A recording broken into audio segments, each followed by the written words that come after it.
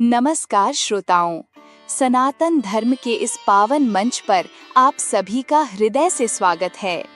ज्येष्ठ का महीना यानी सूर्य के प्रचंड ताप और भीषण गर्मी का समय। शास्त्रों में बताया गया है कि ये तपता हुआ महीना हमारे लिए पुण्य कमाने का सबसे बड़ा अवसर लेकर आता है। ज्येष्ठ मास में जल का दान और साक्षात लक्ष्मी स्वरूपा तुलसी की सेवा को यमराज के दंड से मुक्ति दिलाने वाला बताया गया है। क्या आप जानते हैं कि ज्येष्ठ की तपती दोपहर में अनजाने में की गई तुलसी की एक छोटी सी सेवा आपको मृत्यु के देवता यमराज के फंदे से बचा सकती है। आज के इस विशेष और विस्तृत वीडियो में हम तुलसी माता के उन गुप्त रहस्यों को जानेंगे जो शायद ही आपने पहले कभी सुने हों। हम सुनेंगे वो अद्भुत कथा जिसने काल के नियमों को भी बदल दिया था। ये वीडियो आपके लिए ज्ञान और पुण्य का एक महासंगम होने वाला है, इसलिए इसे अंत तक श्रद्धा पूर्वक जरूर देखें। श्रोताओं, ज्येष्ठ के महत्व को समझने के लिए एक साधारण व्यक्ति की ये लोक परंपराओं में प्रचलित मान्यता पर आधारित है। प्राचीन समय में माधव नाम का व्यक्ति था। उसने अपने पूरे जीवन में कभी कोई पुण्य नहीं किया था और हमेशा धर्म कर्म से दूर रहता था।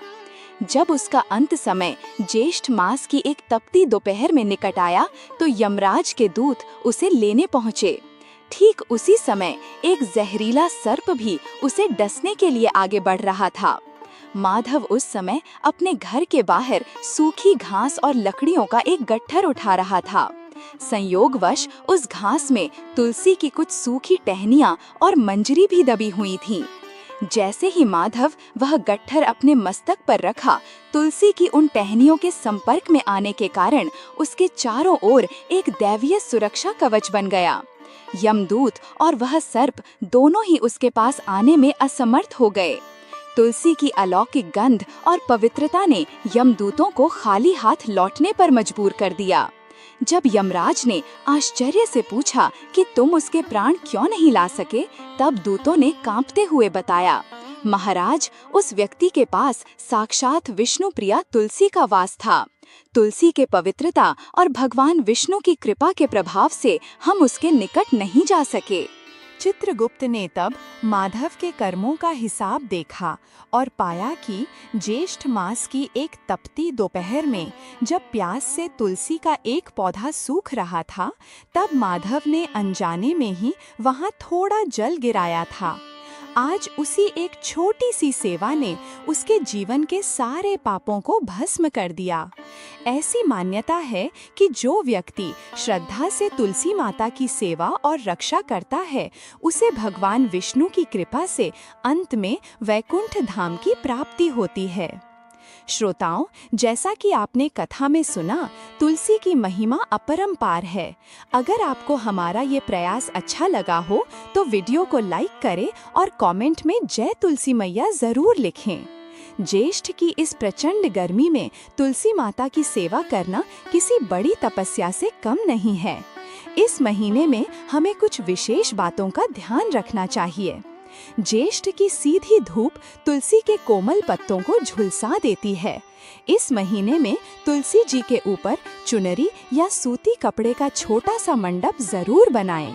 शास्त्रों में इसे छायादान कहा गया है, जो घर में सुख समृद्धि लाता है।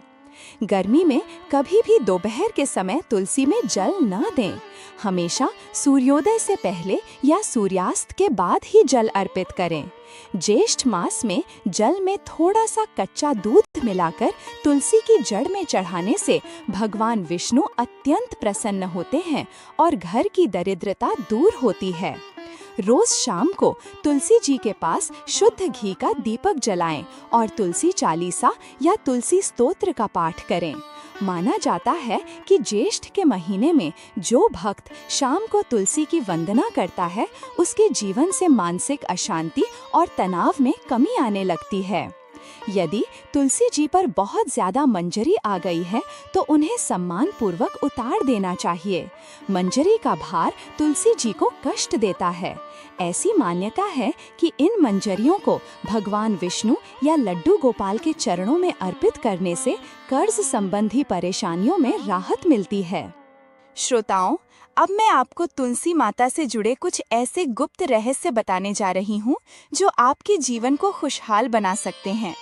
शास्त्रों के अनुसार तुलसी के पौधे में केवल देवी लक्ष्मी का ही नहीं, कहते हैं कि तुलसी में नवग्रह और अष्ट सिद्धियों की ऊर्जा होती है।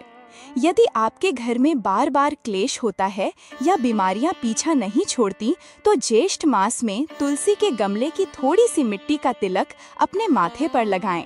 यह न केवल आपको लू और गर्मी से बचाएगा, बल्कि आपके दुर्भाग्य को भी दूर कर देगा। यदि भीषण गर्मी के कारण तुलसी सूख रही है, तो गमले के चारों ओर मिट्टी में थोड़ा सा गेरू या चंदन मिलाकर लेप करें। इससे जड़ें ठंडी रहती हैं और पौधा हमेशा हरा भरा रहता है। तुलसी से उतारी गई मंजरी को गंगा जल में डालकर पूरे घर में उस जल का छिड़काव करें। इससे घर की नकारात्मक ऊर्जा समाप्त हो जाती है। अपनी तुलसी की छाया में पक्षियों के लिए मिट्टी के पात्र में पानी रखना न भूलें। कहा जाता है कि जब कोई पक्षी वहां जल पीता है तो उस घर के पितृ तृप्त हो जाते हैं और अपना आशीर्वाद प्रदान करते हैं। श्रोताओं, ज्येष्ठ का ये तपता हुआ महीना हमें प्रेम, धैर्य और सेवा की सीख देता है। तुलसी मैया की सेवा करके हम न केवल पुण्य कमाते हैं, बल्कि साक्षात नारायण की कृपा प्राप्त करते हैं। पुराने समय में लोग ज्येष्ठ की गर्मी में तुलसी के ऊपर एक छोटा सा घड़ा लटकाते थे, जिसे धारा यंत्र कहा जाता है। जिस तरह उस घड़े से बूंद बूंद जल तुलसी को जीवन देता है, वैसे ही हमारे निरंतर किए गए छोटे छोटे अच्छे कर्म हमें अंत में यमराज के दंड से बचाते हैं। अगर आपको तुलसी माता की ये महिमा और यमराज की ये